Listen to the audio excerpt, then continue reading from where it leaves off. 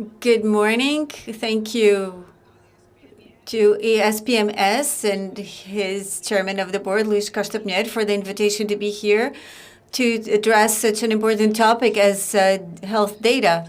Mr. Secretary of State said that a while ago that it's a twofold issue. There are two sides to the same coin. One is our individual interests in preserving our health data, which are something private, something that should be only known to our doctor, that sometimes we only share fearfully with very close friends or very close family members. And when we debate this data privacy and their security and also other personal data at large, we immediately focus and think of diagnosis health data, diagnosis that show our weaknesses, sometimes our health tests that our insurance company would love to know, genetic tests and all that you know. But there's another side to it, which is also of our personal interest, as I will say. Who wouldn't like to be warned of the risk of that mole that you have on the back? The risk that it may represent or have of producing a cancer. Who wouldn't like to be warned of their glycemic index if they suffer from diabetes? Who wouldn't like to have monitored and help be monitored permanently and help the medication and have our doctor prevent complications? Today that is possible and a whole lot more thanks to intelligent algorithms, to the major capacity of the computers, the almost universality of communication networks. Data are therefore a crucial raw material to provide healthcare which is more personalized, the ones that I want to receive to manage the entire National Health Service. And there are many projects, many of which SPMS is involved in. And they aim precisely to test and make prototypes of the usage of data for healthcare, such as Derma-II, which is being developed by SPMS and Efranova Portugal, with a mobile app examine moles that may be problematic, that are spotted by family doctors or general practitioners, together with dermatologists, to enable to do it long distance. The science data to optimize emergency medical emergency, the technical institute, the Medical Emergency Institute, to identify hospital emergencies. I like this project very much. It's a good example, like the others that I mentioned, of preventing rather than providing a remedy. Just to know ahead the peak hours, the times of the year, and be able to provide the hospital emergencies with the means and respond. AI to manage the blood and patterns of wildlife, to improve e-health and SNS24 to prevent diseases that have to do with work and public administration. I could carry on showing projects that are being developed between the Portuguese scientific community and the health services, different hospitals across the country. Of course, SPMS, as I mentioned, other services, health services that are testing as how we can use the data to improve the efficiency and efficacy of health services, to offer more personalized medicine and allow to provide healthcare long distance that are better quality ones. I have to mention the ROSE project for long distance scans that is being developed with the Coimbra hospitals and the Pedro Nunes Institute and many others. That's what we're talking about when we talk about health data. And to this end, there's a collective interest in using the data, but there's also a personal interest, because at the end of the day, I can benefit from it, or my family members. Last week here in the European Parliament, we spent a whole morning debating how data usage and AI can bring major progress in the prevention and cure of cancer in many areas, including the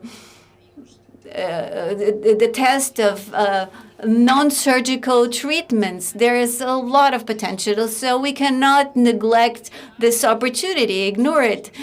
Just to mention it, one European project, for example, the Rare Diseases Project, which is sponsored by the Commission, the European Commission, and it's so important to do this at a European scale because these diseases are rare, and any hospital will deal just with part of the cases at best.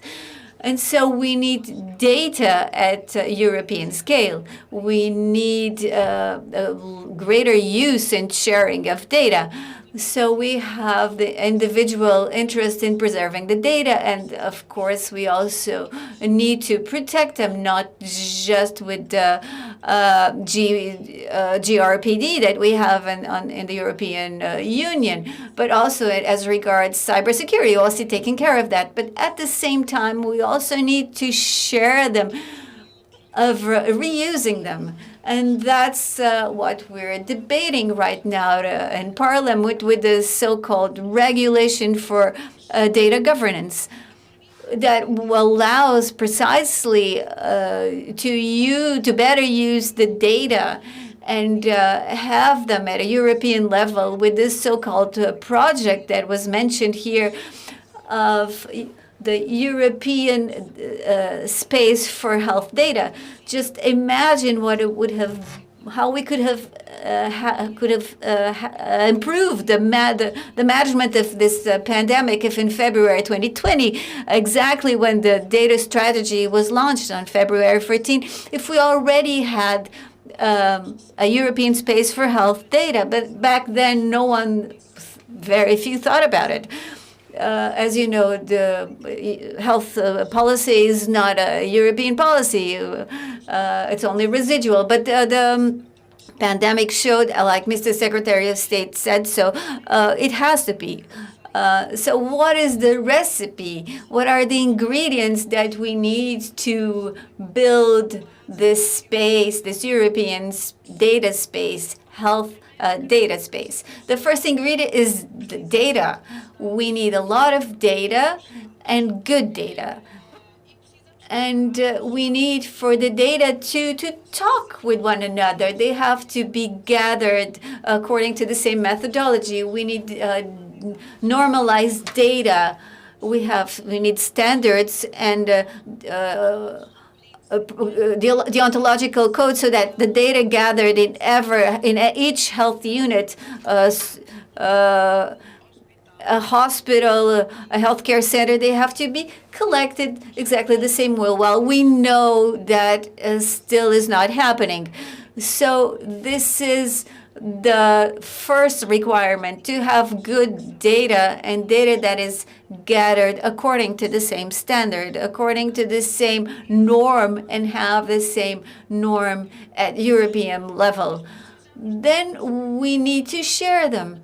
And to share data at European level, we need the systems to be interoperable. We need to encourage the interoperability between information systems in the various member states. And we need, besides the data belongs to the citizens, to the patients, the health systems. So we need their permission to use their data.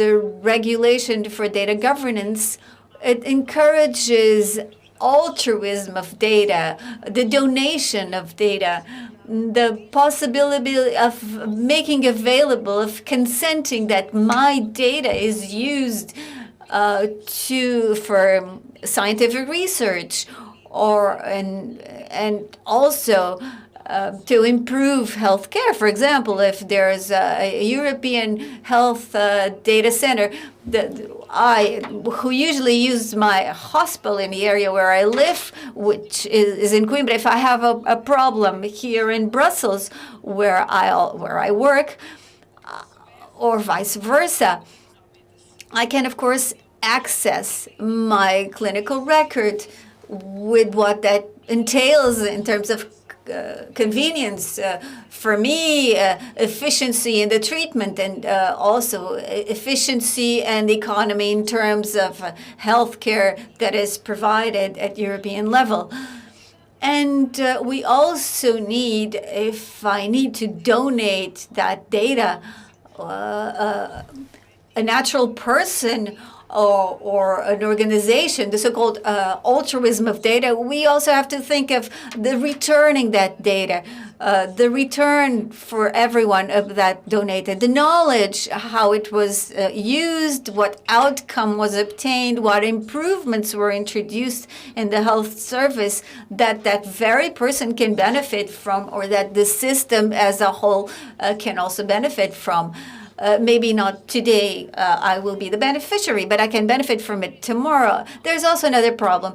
This altruism of data is thought in a way that is not for profit, but imagine that it can also lead to profitable ends, to a new medication that has been commercialized. We also have to think about something else, which is the share of dividends, the sharing of the results, and even economic outcome of the use of my data. Think the data belongs to you. It's personal data. And there's also the data thing, the sensors, which are very important, that are non-personal, that can also belong to someone, have an owner. How do we come here? How do we reach more interoperability? How do we reach a European space of health data? Everyone who's listening to me, who work in the SPMS, in health units, and outside of the health system, but are interested in on this topic of the data, they're saying probably, oh, that's very nice, but it's very hard to achieve. I share the same opinion. It isn't easy at all to achieve, but it's not impossible. We have won other battles, and this is very pressing. It has to be done. There are many blockages that we'll have to break through. Starting in the field that we have closer, for example, in hospitals in the Lisbon area, there are many difficulties between them, but sharing data, I don't know if it's been being done between this different units in one region. And when we move to the country, we know there's a lot of work that needs to be done. But that's the work, the job of SPMS. And that job has to be done staggeredly in steps. And one of the challenges that we have to face is to begin and to experiment. We cannot think that we're going to build this European health data space out of the blue with a miracle because of regulation that's been approved here in Brussels, one that is consensuous, or an amazing law that was approved in Portugal. Of course, the regulation is going to be necessary. And most likely it will demand at national level in all member states laws that allow to transcribe it, adjust it. Well, it's not a transcription because it's a regulation, but allow for its execution.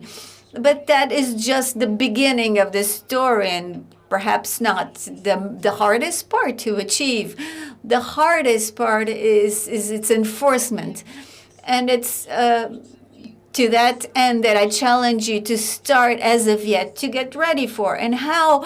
By building pilots like these that I mentioned before, those that use the data to a better treatment, spotting, skin cancer, those that use the data for better management of emergency services or of the blood, the emergency peaks, or so many other fields. It's over 20 projects, the ones that are being developed. We'll also build a project to prepare us to the European health data space. It has to bring together different health units in a given region or more than one, and the project that must bring together the scientific community, because for the data to have value, to be of value to the health service, they have to be examined, processed, and channeled towards a certain end. The project that must bring together teams that has interdisciplinary, that has professionals that have to know what the data are for, and data analysts, specialists in artificial intelligence, in AI, that have to do the rest. And this is the challenge that we have to face. We have to be experimentable, go bottom to top and top down also. DG Santé and the DG Connect and the Commission, the European Parliament, together with the Council and with the Commission, we are working to approve the necessary regulations to move forward, not just with the governance data regulation, but also the European health data space. This work, we're doing it. We need for each member state, and I'm also now mentioning Portugal, there's another work that has to be done, which is to start preparing people, but it is also a matter of culture, to have good data and to know that this data will improve our everyday life of the health professionals, that of the hospital management. I had the chance last week to be in a conference with hospital managers and raise their awareness to that. And at the end of the day, of course, what's most important, the everyday life of those that resort to healthcare. I would like to address a few final words, which only thus can we walk towards a European structure of health data. It is urgent and indispensable for health research in health to sustainable management of health systems, and of course of national health systems where they exist, and of course to be able to ensure to our citizens good health care. We have to move fast, because this is not a task for the future. It's for yesterday. It has to be done today, because it's the only way of using the money that is in the recovery and resilience plan for health digitalization, which I think is about 300 million euros, to transform and not to go back to the same. To go back to the ways we used to work, it's not enough, it's not sustainable, and it's not what we need moving forward. As a citizen and user of the National Health Service, I wish you the best of luck in this endeavor, and I wish that you do it with in a rigorous manner, with a sense of urgency and a lot of commitment, because it is indispensable. And also, I would like to tell you, it's not an easy task, but it's not impossible. The luck and its outcome, we are the ones who build it. You and all of us. Thank you very much for your kind attention.